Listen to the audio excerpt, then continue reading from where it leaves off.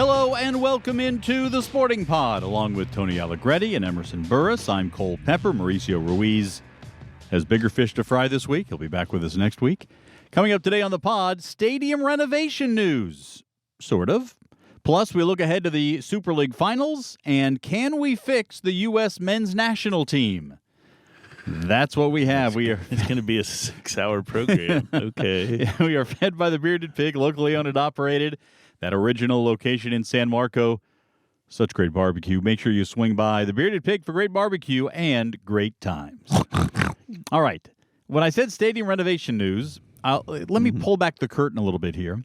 Usually, on Thursday morning, we all head to the Gemstone Media Studios to record the podcast. Today, True. Thursday morning, we headed somewhere else. We were at Hodges Stadium on the campus of UNF to see a check presentation. Tony? Yeah, it was great.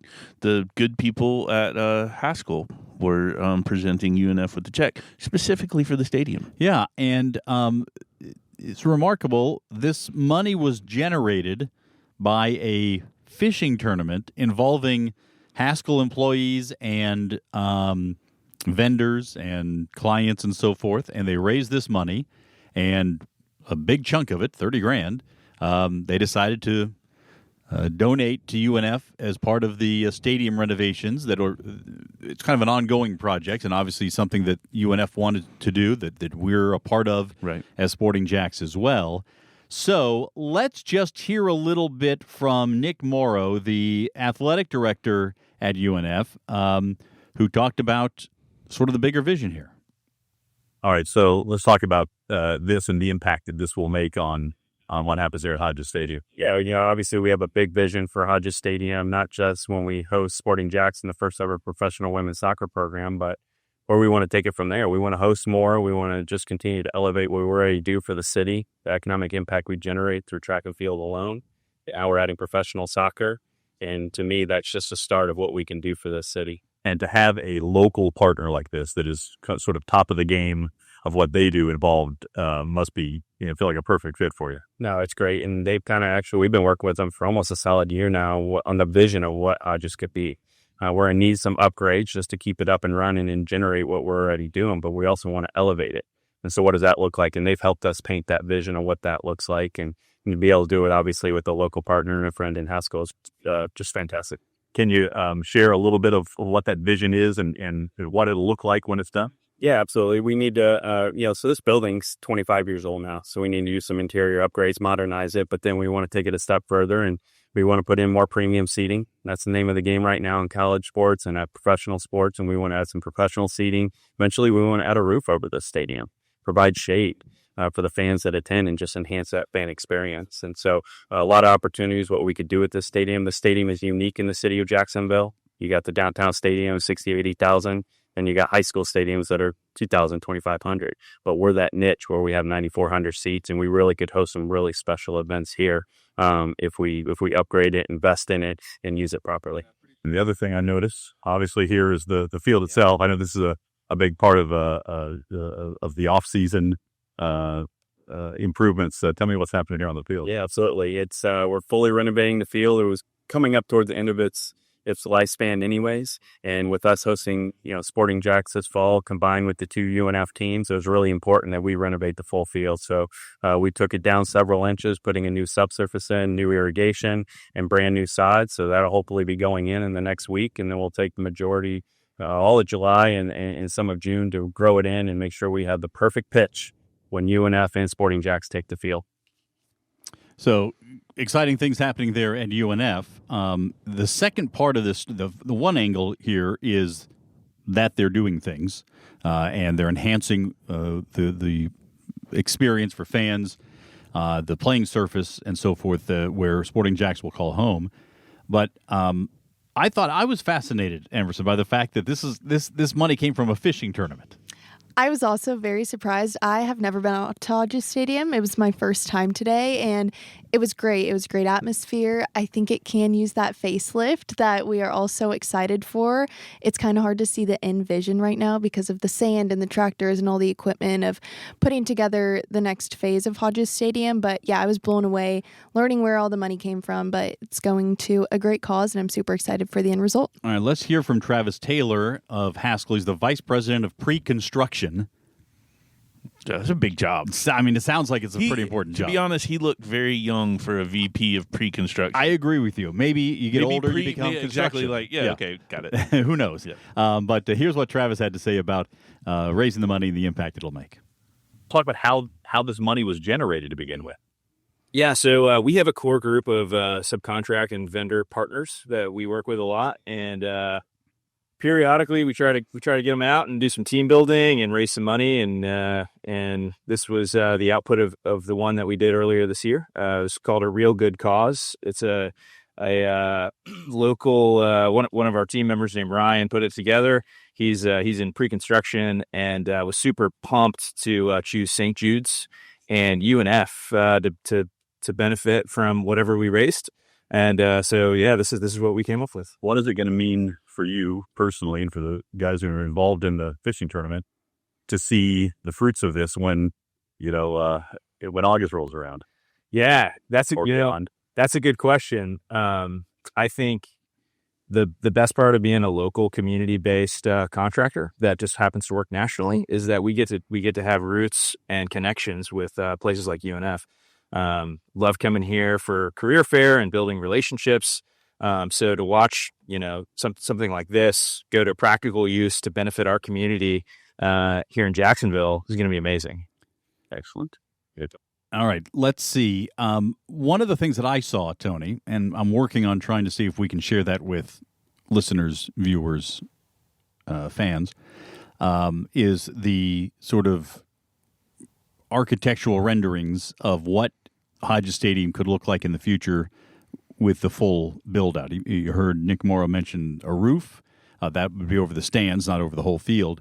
Have you seen the whole rendering there and the vision for it? Yeah, I've been privy to some of the looks, especially I've seen the roof renderings. Really, really strong. I mean, it looks great. Yeah, it looks good, and it's 25 years old, and it is a little outdated, but it's kind of a great stadium. It's really got, I think, good bones to it, infrastructure-wise. Part of this plan also is to add a building, let's say, to the southwest corner of the stadium that would serve as basically the clubhouse or the locker room area for teams as well. So if this all comes to fruition, and I think there's still some fundraising that's going on in some regard for UNF, but in the long term, it's going to look like a much different place. Of course, Sporting Jacks will be hoping it looks like a different place temporarily as we play there for the USL Super League team coming up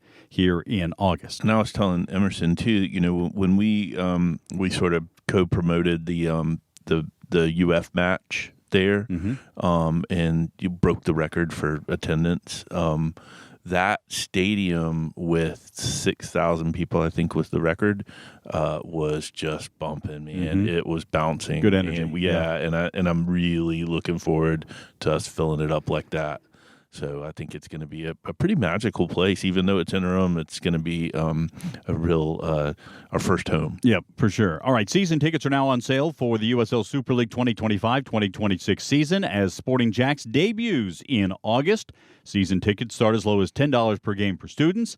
You can get reserve seats, club seats, premium, and field side seating as well, also available. Join the movement and become a part of the first professional women's team in Jacksonville. There's also an installment plan available with all the benefits of season ticket ownership from your first installment payment. Go to sportingjacks.com/tickets or call 904-863-KICK. Toe kick. Sorry. It is toe kick. 904 toe kick. In case they didn't hear the first part. In case you need, or maybe just remember letters and words better than numbers, which a lot of us do. The USL Super League finals are Saturday. Tampa Bay takes on Fort Lauderdale United. It is a 7:30 kickoff on Peacock. we will be hosting a watch party at Island Wing Company on Southside Boulevard, where we'll have a Q&A and a meet and greet with Stacey Balaam, the women's head coach. Come out to that. That'll be fun. If you've been sandbagging and busy, etc., and kind of been putting off our watch parties, this is the one to go to. You'll be able to meet Emerson. That's right. Maybe. Yeah. I mean, we'll see how you play your cards. Yeah. We'll see how it all works out. You will be able to meet Stacey Balaam, our head coach. Contractually obligated to meet her. She, by the way, I would. So I was just a little behind the scenes here again. I was at the USL W League game yesterday, and I was sitting in the stands with Mark Warburton, Alan Kirkup, the associate head coach, Stacey, and a individual we'll introduce next week. And just listening to them talk about the game is great. And I really enjoy that. I told Alan, we're just getting to the point now where we can start talking soccer with regard to our teams, because the players are starting to get signed up. We have some players and more to come. Really makes it exciting for me. I'm looking forward to seeing how Tampa Bay and Fort Lauderdale match up. We'll be talking about that this weekend on the Sporting Jacks Report with Becky Burley. But the all-Florida matchup for the first Super League final. It really speaks to our upcoming derbies. We are an amazing state, and we've got amazing talent, and we're really going to have to battle to make ourselves known in this league. Can I ask you, did you watch the semifinal? I did. So you're probably talking about the Fort Lauderdale, Carolina game and the way that ended. Yes. 120th minute in extra time.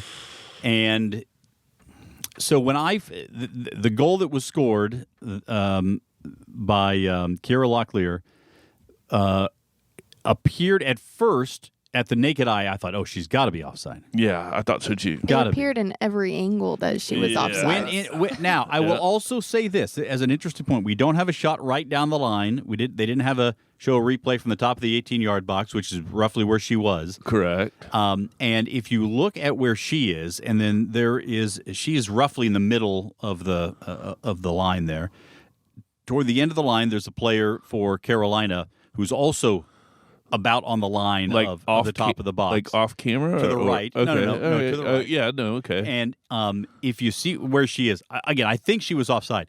Yeah. It's not as clear to me once I slowed it down and looked at it because the way that they're leaning.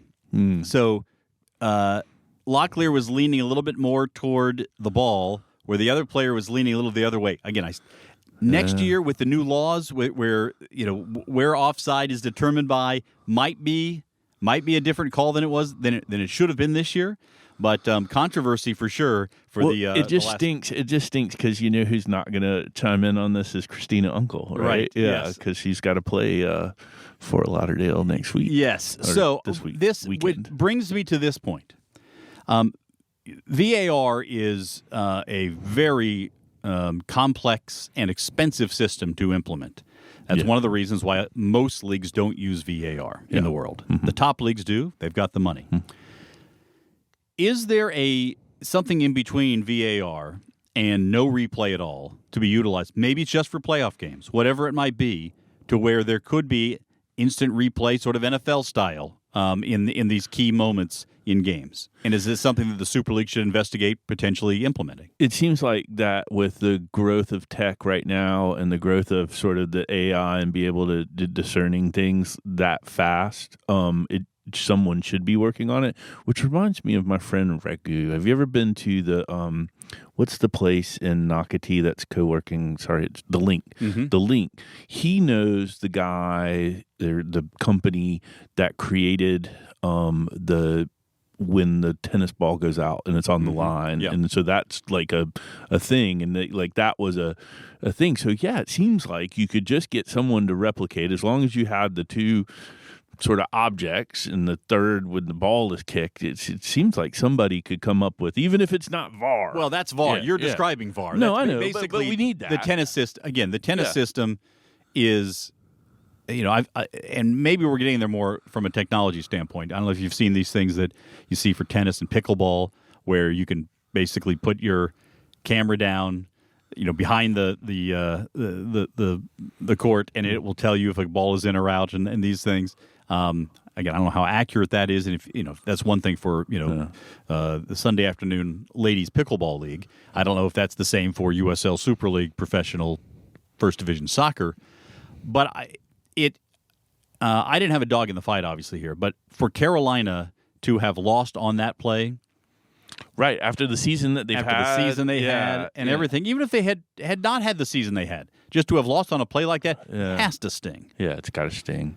Well, maybe all this, the growth of sports wagering, those guys aren't going to want to have controversial endings of anything. So maybe they could pony up and help with the advancement of that technology. Sometimes that's what it takes. Yeah, is somebody dirty else, money, some dirty or maybe not even dirty money at this point with regard to gambling. Hey, reminder: you can get up to date with what's going on with Sporting Jacks every weekend with the Sporting Jacks Report on Saturday at noon on ABC 25 this week and next week. Here in the soccer off-season, international soccer off-season, we'll be bouncing around a little bit. Usually we're right before the Premier League games on Saturday. And you can join us every Tuesday at 6 for the Coaches Show on 1010XL. You can listen live and on demand at 1010XL.com with me, Mark Warburton, Stacey Balaam, and others. And now you can also hear us on Thursday nights. Mauricio Ruiz and Becky Burley join me for the Sporting Jack Soccer Hour every Thursday night at 6 on AM 930 Fox Sports Radio, Jacksonville. I want to remind you that if you are a girl dad, this is a great time to get your purchase in to start making some memories with your daughter. If you're a daughter, you can start making memories with dad, or make more, with our Father's Day twin pack for the USL Super League opener, August 23rd against DC Power. The ticket packs are just $30. If you can't make it to that game, other matches are available upon request. So go to sportingjacks.com to purchase your digital voucher. Then you can redeem the voucher before game day to claim your tickets and get ready to make some memories.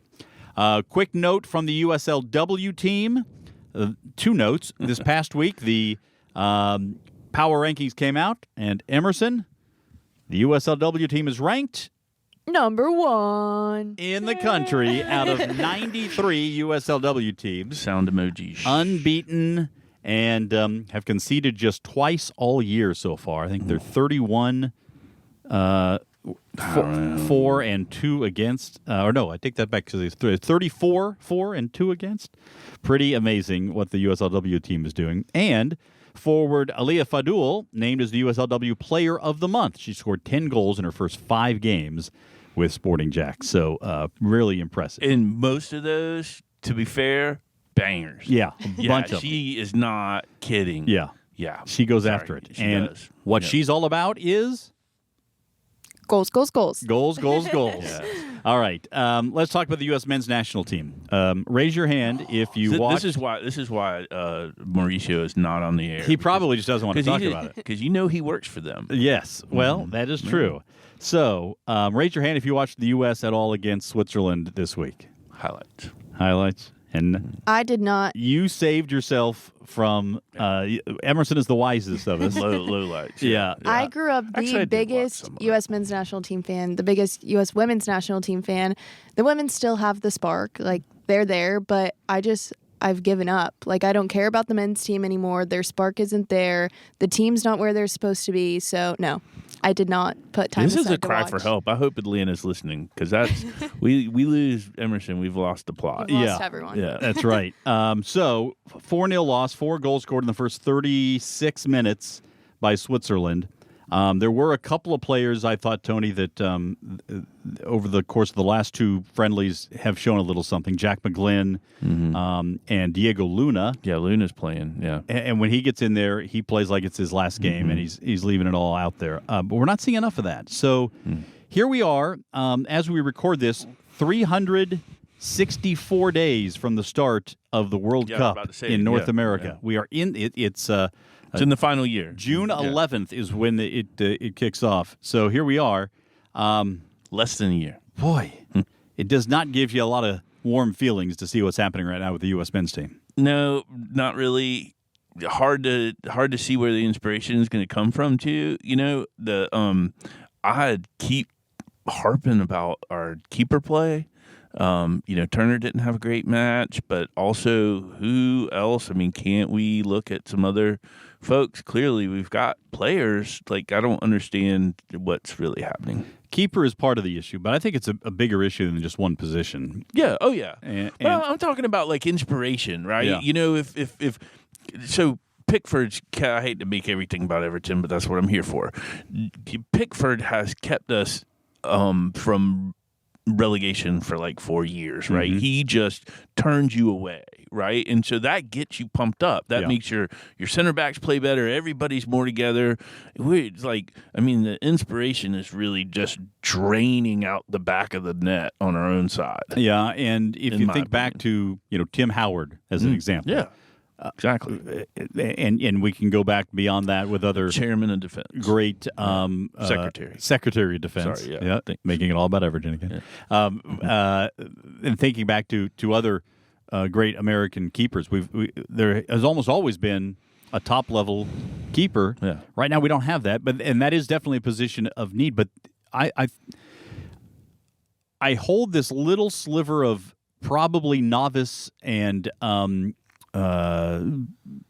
slightly ignorant hope that once Pulisic and McKinney and Weah and these other guys come in, that it will change. But I've been around long enough, Tony and Emerson, to know that you can't just flip the switch unless you're a veteran team that has done it together before. And this team, while a lot of them have played together before, they haven't won. No, you're right. And, I mean, and they're all individually playing pretty high level of soccer right now. Musa's, I think, rumored to be going to Napoli maybe. So, anyway, we got the talent. Back when it was Reina and Tab Ramos and all that, and it was like Bora got them together, right? Just don't know if Potts is the guy to get them, gelled and focused, and Let me ask Emerson this, because she says she's given up on the U.S. men's team. The Gold Cup starts this next week. If the U.S. were to win the Gold Cup somehow and improbably, would that earn it back? What could they do to recapture you between now and the World Cup?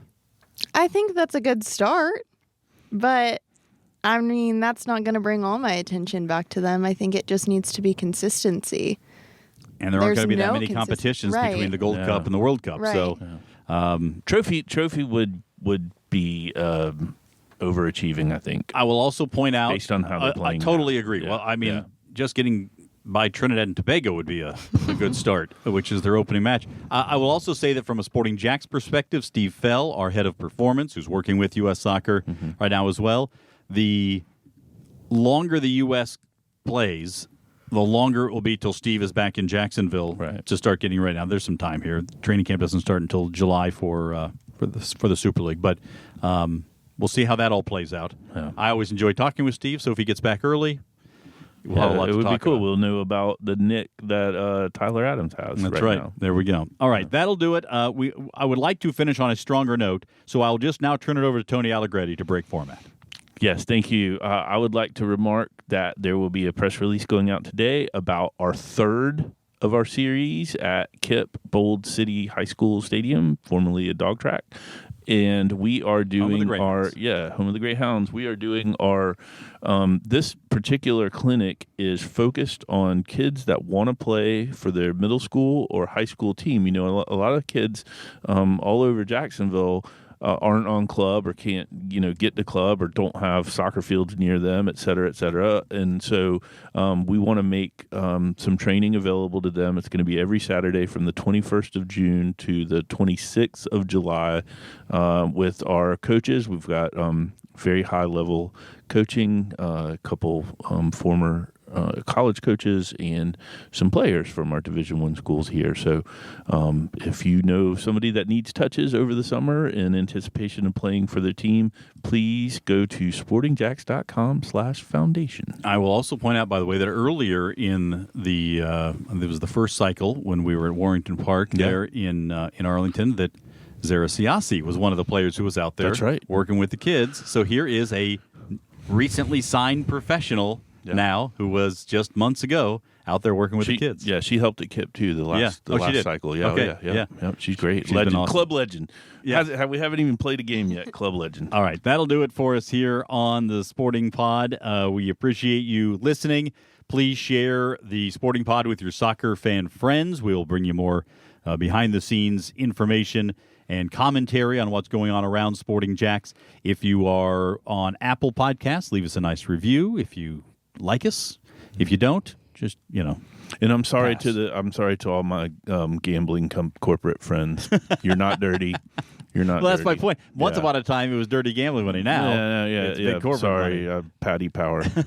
I apologize. We'll get Tony off of his high horse for next time when we get ready for. Wait, we should actually. Sorry, before we go, we should pick the Super League winner Okay, for the inaugural season. all right, Emerson, lead us off. I'm going to go with Fort Lauderdale only because there is a girl on the team, a friend of a friend from Kansas City, and so I'm going to cheer her on and root for her. Yeah, not the same reason, but I'm also picking Fort Lauderdale. Is there somebody from Everton on the team? Is that why you're picking them? No. Okay, all right. I'm going to take Tampa at home Okay, to win. all right. I think Tosh Flint and Sidney Nacello in particular, Cecilia Fleur, those three are going to make a real FLO with a line through it E. I don't know what that's. I was going to ask, amazing. what is that? Yeah, it's not. Yeah. It's not the umlaut. She's in the flow state. She's in the flow state, and she's been very good. She missed the first part of the season. I think maybe some visa paperwork things that slowed her down from getting over. But since she's arrived, she's been a real game breaker. So I think Tampa's got too much going forward for Fort Lauderdale, but it's going to be fun to see who will emerge as the champions of Florida and the champions of the Super League for the first season. For Tony Allegretti and Emerson Burris, I'm Cole Pepper. Thanks for listening to The Sporting Pod.